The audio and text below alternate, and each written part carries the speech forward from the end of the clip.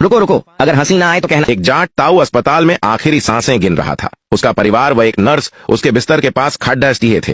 ताऊ अपने बढ़े बेटे से बोला, बेटा तुम मेरे TDI सिटी वाले 15 बंगले ले लो।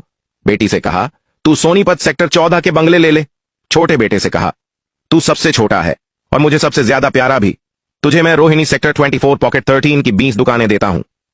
आखिर में ताऊ पत्नी से बोला, मेरे बाद तुम्हें पैसों के लिए किसी का मुंह न ताकना पड़े, इसलिए मेरे यूनिटी वाले 12 फ्लैट तुम अपने पास रख लो। पास में खड़ी नर्स जो यह सब सुन रही थी बहुत प्रभावित हुई। उसने ताऊ की पत्नी से कहा, आप बहुत भाग्यशाली हैं कि आपको इतने अमीर पति मिले जो इतनी सारी जायदाद देकर जा रहे हैं। पत्नी, कौन अमीर, कैसी जायदाद?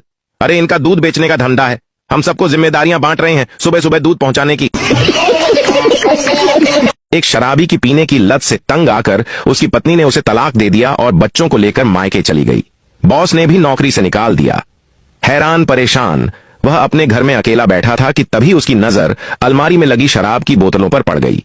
गुस्से में वह उठा और एक खाली बोतल उठाकर दीवार में दे मारी। कमबख्त, तेरी वजह से मेरी बीवी मुझे छोड़ ढाकर चली गई। फिर उसने दूसरी बोतल उठाई और उसे भी तोड़ दिया। हरामजादी, तेरी वजह से मेरे बच्चे मुझसे दूर हो गए। तीसरी बोतल का भी यही हश्र किया और चिल्लाया, तेरी वजह से मेरी नौकरी चली गई।